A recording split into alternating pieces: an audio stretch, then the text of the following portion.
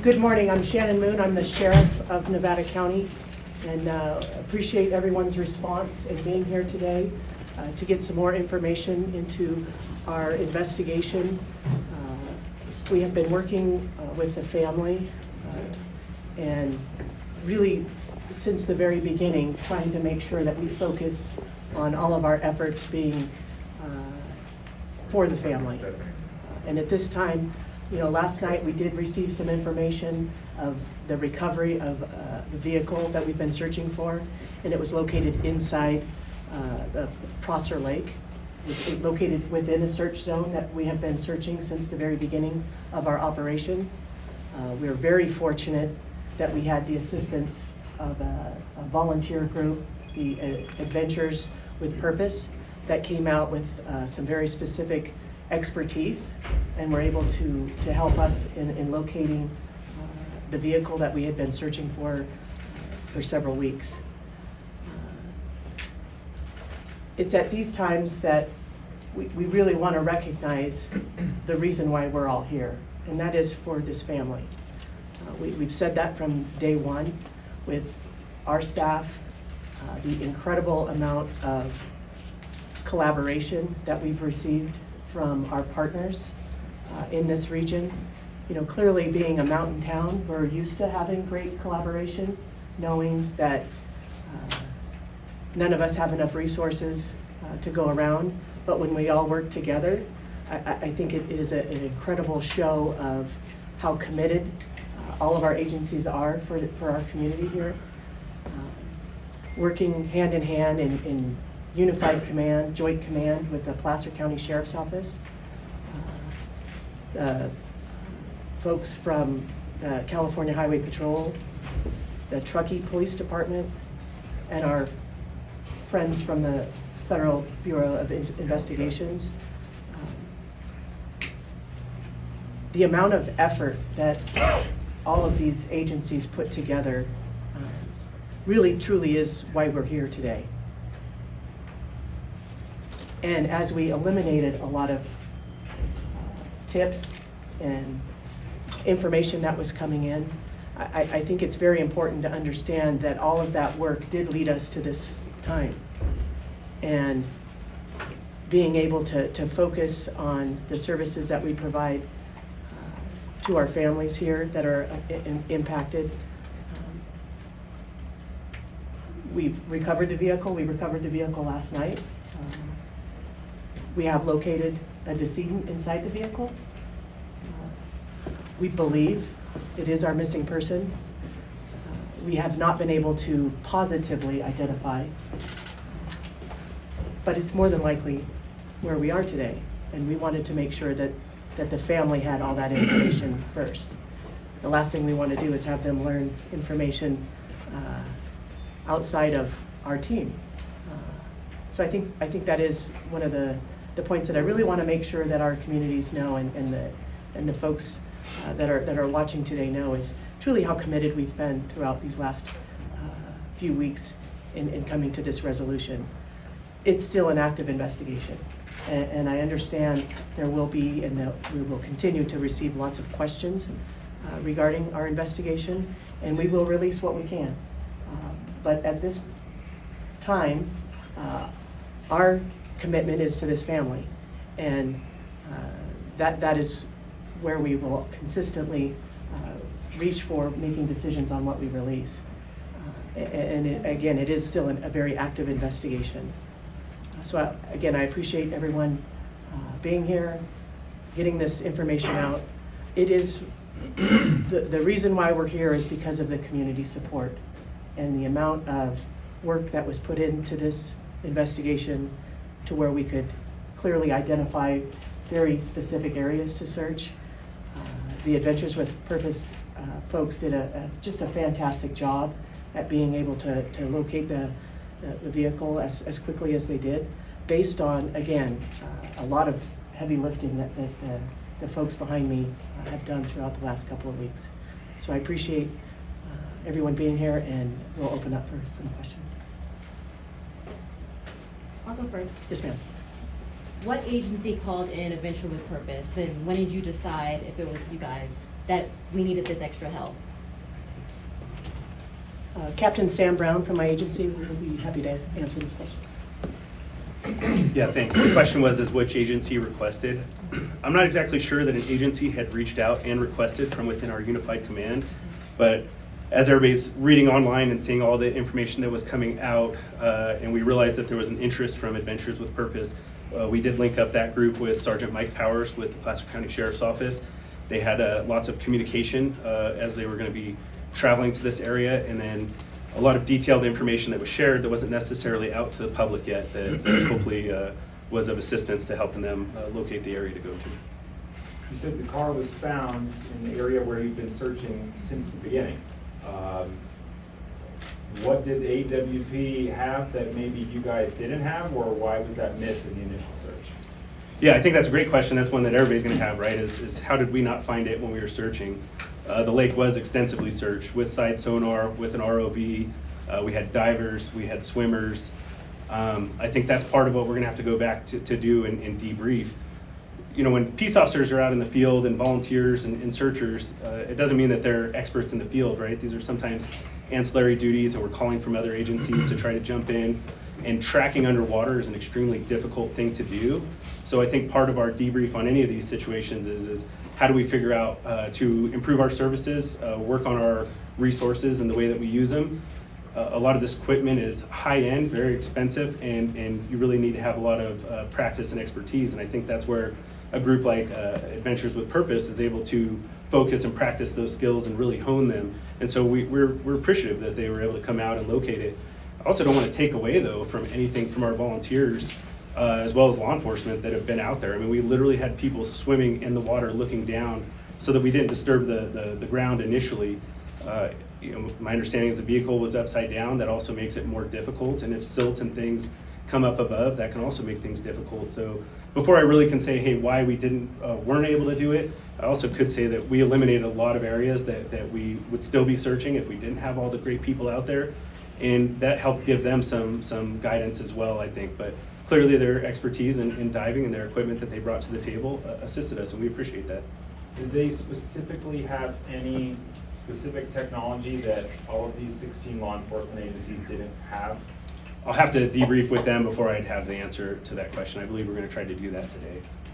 Adventures with a Purpose has referenced red tape a couple times, saying they don't have the red tape that maybe your assisting agencies have. What is that red tape, and why might it be easier for a private organization to do this?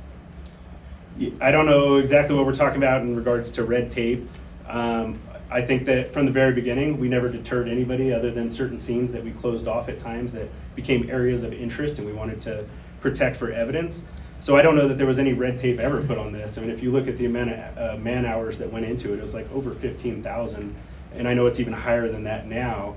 I don't think there was ever red tape. There were maps created for civilians to be out.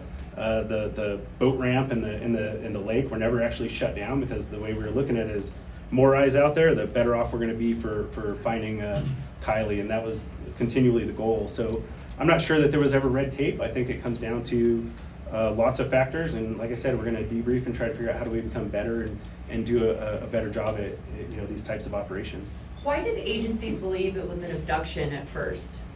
Yeah, I think there was a lot of miscommunication. I don't know that it was ever labeled as an abduction. I think that you can never take that off the table, and so as we talked as a command group in unified command with all my partners that you see behind us, you couldn't remove that off the table because we hadn't found her.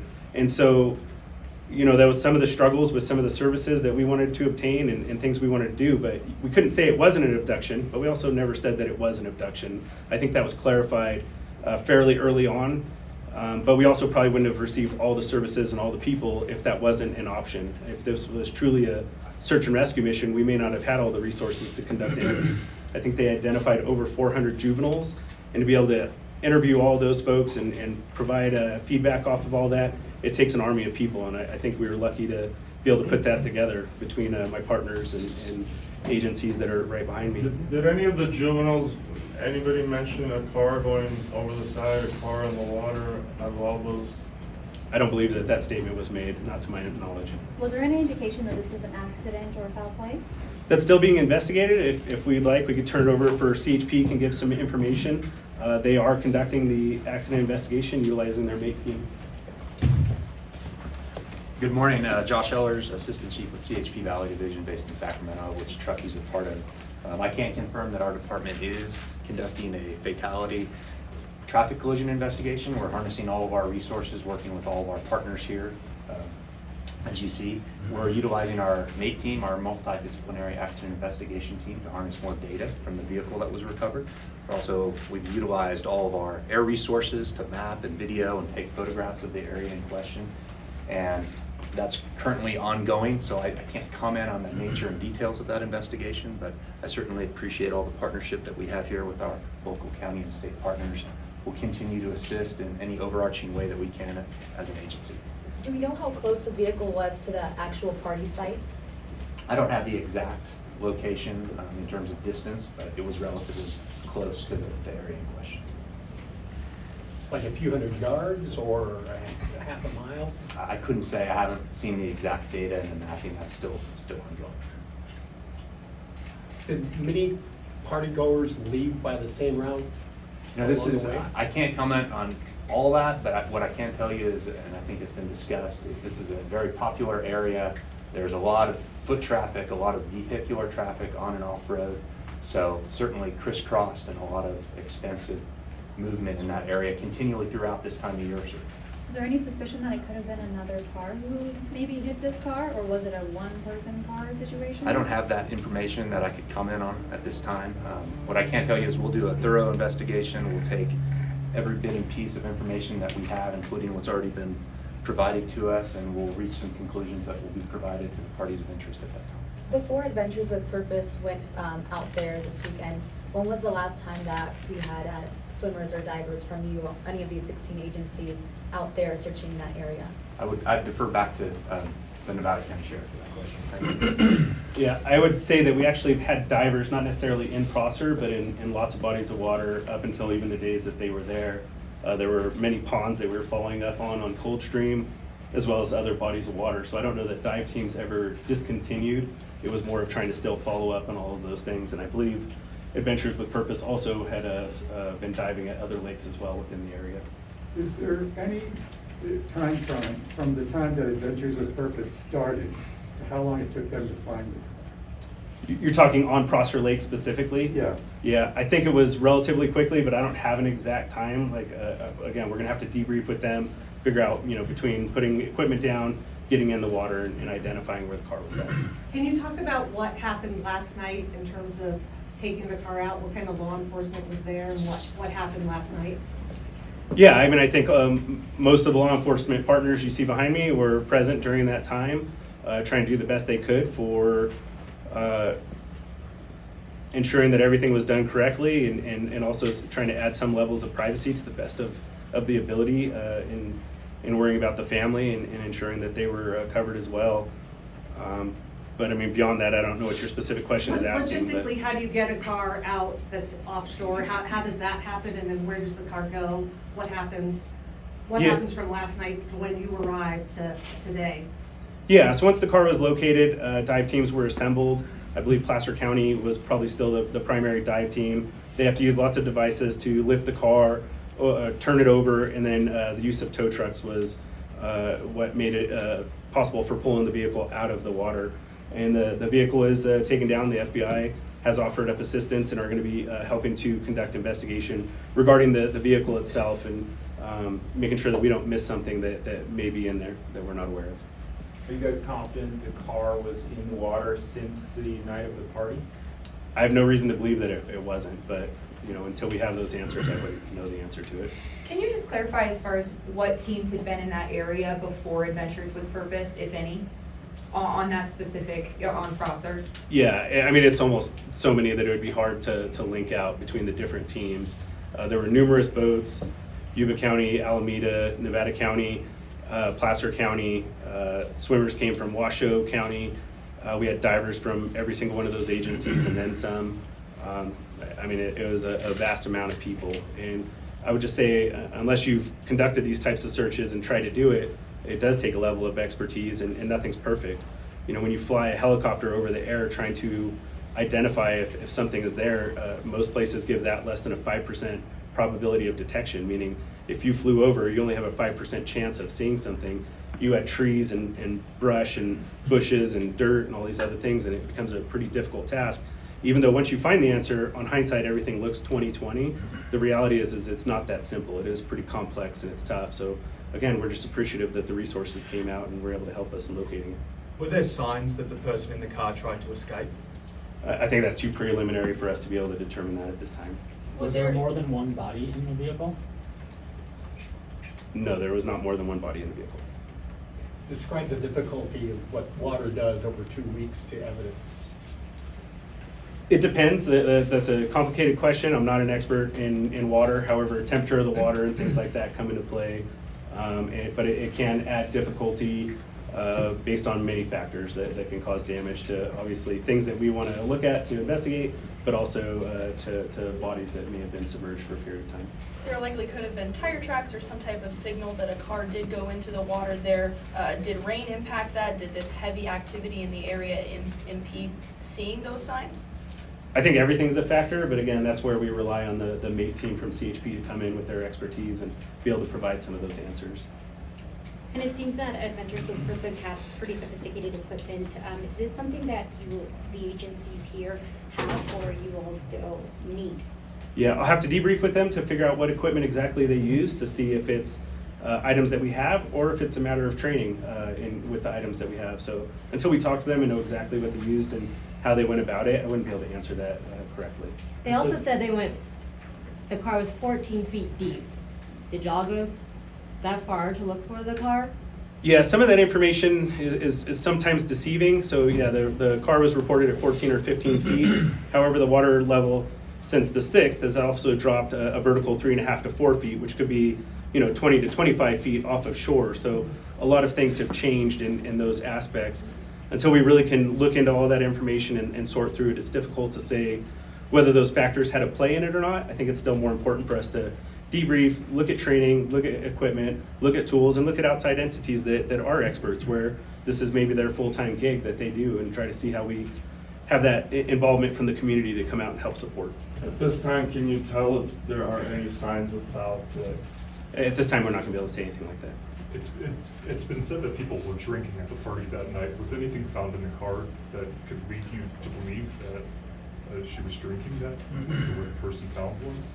Yeah, the investigation's ongoing, so we're not gonna be able to comment on that. It seemed like where they found the car, it might have been pretty far from the road. Do you have suspicions that maybe the people were parking on that little island? I wouldn't be able to comment on that either unless somebody gave some statements to that. I hadn't heard any information like that.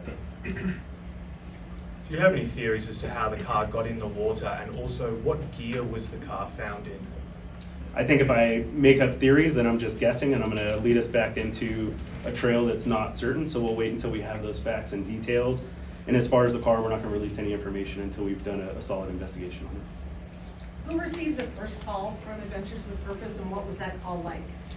I don't know that we received a first call. I think we reached out to them after we read it online. And so I'm not sure, I mean, again, with 150 law enforcement officials, it's possible that a call came in and something happened, but from the Unified Command and talking with my partners, none of us were aware of an initial, so we tasked the investigative sergeant with contacting them and reaching out. So I believe, best I know, we did that proactively on our end. And they contacted the family?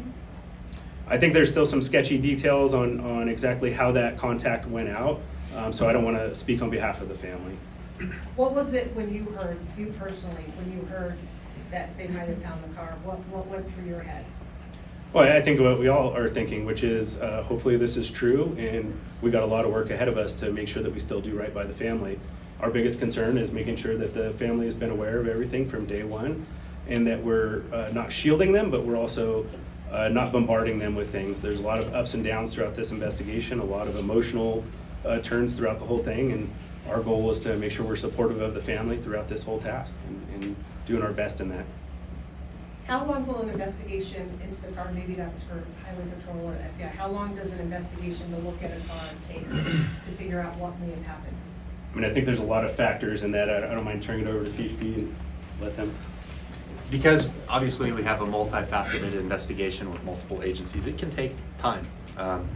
You know, the FBI is working, evaluating the vehicle. We have to come in and do that. We want to allow them to work. We'll come in and examine data, examine the vehicle, have all of our investigators look at that car. So depending on circumstances, it can be several days, it could be several weeks. We also want to wait on other information related from the coroner's office and other things that all get compiled into a comprehensive investigation. So the easy answer is it could take a while. All right, we've had an opportunity to hear from most reporters. Most have asked 2 questions. Is there anybody that had a follow-up question that they have not been able to ask yet? No follow-up. Go ahead, sir. There was a report that Adventures with Purpose was told by police that they did not need to search Foster, or at least in the specific area where the car was found, because that had been extensively searched already. Is that true? Yeah, I'd say that's probably not accurate, and we shared maps, ping information, and locations, and so we probably shared that was extensively searched and sonar was used, and that may add to the level of where they chose to go to first or last. However, nothing was prevented or shared, and I don't believe that we gave any indication that we thought we knew where she was at, because clearly from all of our daily press releases, we reported over and over again that we didn't know where she was at, and we needed anybody's help and assistance in finding that location. But you were working in partnership with Adventure with Purpose? Yeah, I believe that what ultimately occurred was that our sergeant was able to make contact with them, Sergeant Powers with the Placer County Sheriff's Office, come up with a plan and share information on where things were at. So we're still appreciative, like I said, of them being able to locate the vehicle. Will they get the cash reward for helping find the vehicle and the body? It's not a question I'll be able to answer.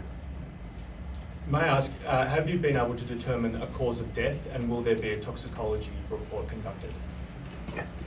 The question was, have we determined cause of death, and will there be a toxicology inquest? Yes. Autopsy is scheduled for tomorrow. Toxicology results generally take 4 to 6 weeks for a return on those, and at that time we will provide that back over to Nevada County. Thank you. Does anyone from the family want to make any comments at this point specifically about this massive search and all the tips that came in? Don't believe they do at this point. Yeah. So with that, we'll go ahead and wrap up the press conference. Thank you all for coming here today. We certainly appreciate it, and pay attention to both Placer County Sheriff's Office as well as Nevada County Sheriff's Office as we continue to share details as they become available. Thank you.